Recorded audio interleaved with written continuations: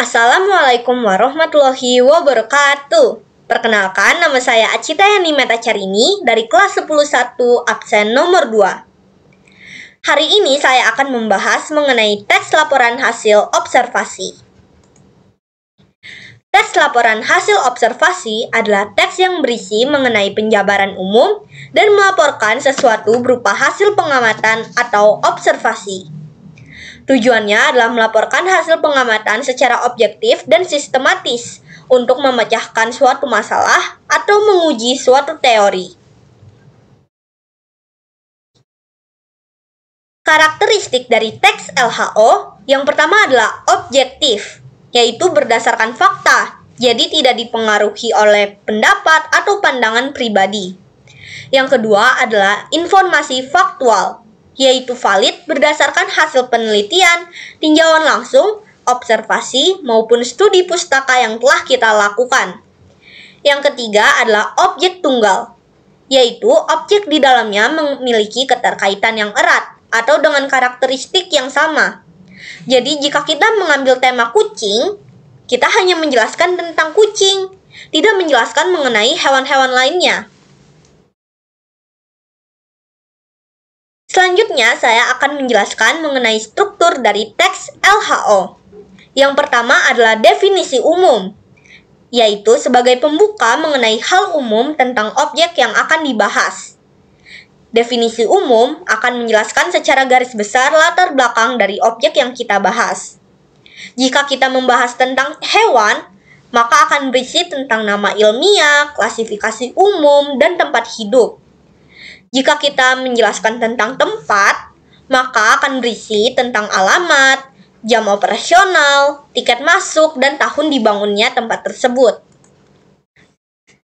Yang kedua adalah deskripsi bagian, yaitu pemaparan rinci mengenai beberapa bagian objek. Jika kita menjelaskan tentang hewan, maka akan berisi tentang penjabaran pola makan, daur hidup, habitat, dan kebiasaan unik hewan tersebut. Jika kita menjelaskan tentang tempat, maka biasanya akan berisi tentang bagian-bagian dari objek tempat tersebut, fasilitas, dan akses menuju lokasi secara detail. Yang ketiga adalah deskripsi manfaat, yang berfungsi sebagai penutup, kesimpulan, dan pemaparan mengenai kegunaan, kelebihan, serta manfaat dari objek yang telah kita observasi. Selanjutnya adalah kaidah kebahasaan dari teks LHO. Yang pertama, menggunakan konjungsi atau kata sambung untuk menyambung kata dengan kata lainnya atau kalimat dengan kalimat lainnya. Biasanya akan menggunakan kata dan, serta, kemudian, walaupun, dan sehingga. Yang kedua adalah kata kerja. Yang ketiga, menggunakan bahasa ilmiah. Keempat, menggunakan kata benda. Kelima, menggunakan kata sifat. Keenam, menggunakan kata imbuhan. Ketujuh, menggunakan sinonim atau persamaan kata. Dan antonim atau lawan kata. Kedelapan, menggunakan kalimat definisi. Dan yang kesembilan, menggunakan kalimat deskripsi. Untuk pembahasan kali ini, saya akan membahas mengenai kata imbuhan, kalimat definisi, dan kalimat deskripsi. Yang pertama adalah kalimat definisi, yaitu kalimat yang memberikan penjelasan umum tentang suatu benda, hal, aktivitas, dan lain-lain. Biasanya menggunakan kopula, seperti kata adalah, merupakan, dan yaitu. Contoh dari kalimat definisi adalah belalang anggrek adalah salah satu jenis belalang sembah yang hidup di Indonesia dan kawasan Asia Tenggara lainnya. Yang kedua adalah kalimat deskripsi, yaitu kalimat yang menggambarkan sifat-sifat atau ciri-ciri khusus dari suatu benda. Biasanya menggunakan kata menjelaskan, memiliki, terdapat, dan berbentuk. Contoh kalimat deskripsi adalah Tonggeret mampu menghasilkan suara nyaring lantaran memiliki timbal yang terdapat dalam perutnya. Selanjutnya adalah penggunaan kata imbuhandi yang berfungsi sebagai kata depan dan kata kerja. Jika sebagai kata depan atau sebagai keterangan tempat, teknik penulisan di itu dipisah. Contohnya, di sekolah, maka penulisannya adalah di spasi sekolah. Jika di pasar, maka penulisannya di spasi pasar. Karena sekolah dan pasar adalah keterangan tempat.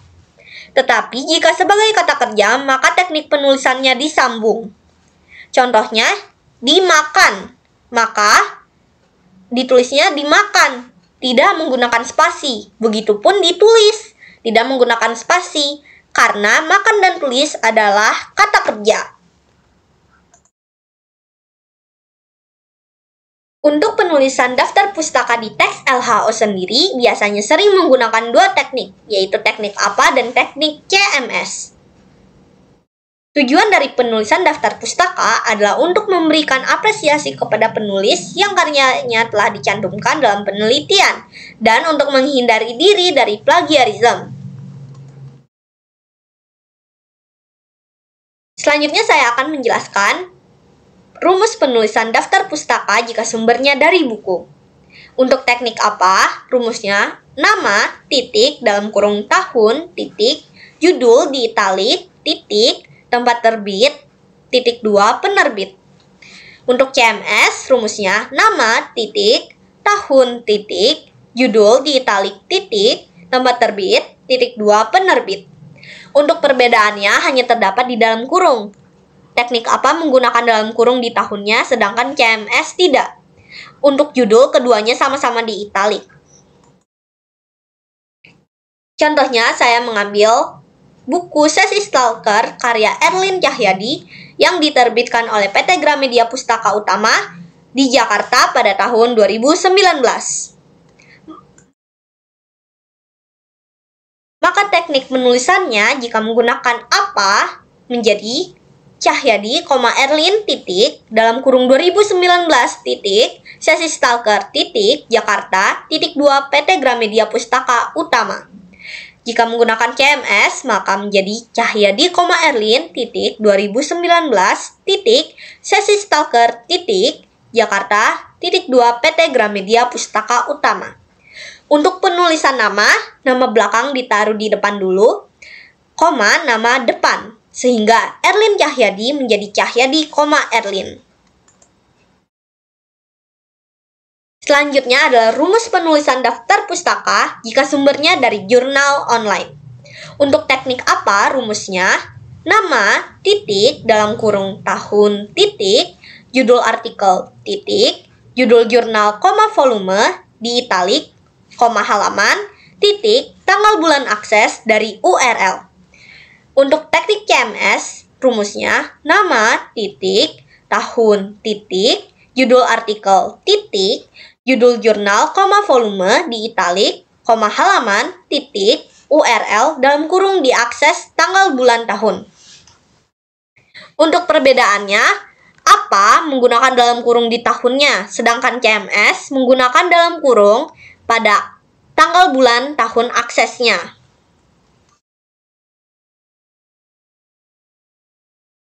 Contohnya, jika menggunakan teknik apa, menjadi Pamungkas, Bagas, titik, dalam kurung 2023, titik, perilaku kucing berdasarkan warna bulu, titik, jurnal biologi, volume 325, nomor 17, 128 sampai 140, titik, 19 Juni 2023 dari URL.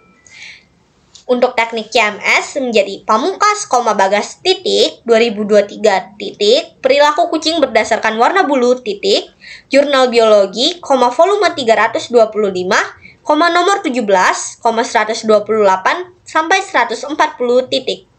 URL dalam kurung diakses 19 Juni 2023. Sekian pembahasan saya hari ini. Semoga pembahasan ini bisa bermanfaat. Terima kasih.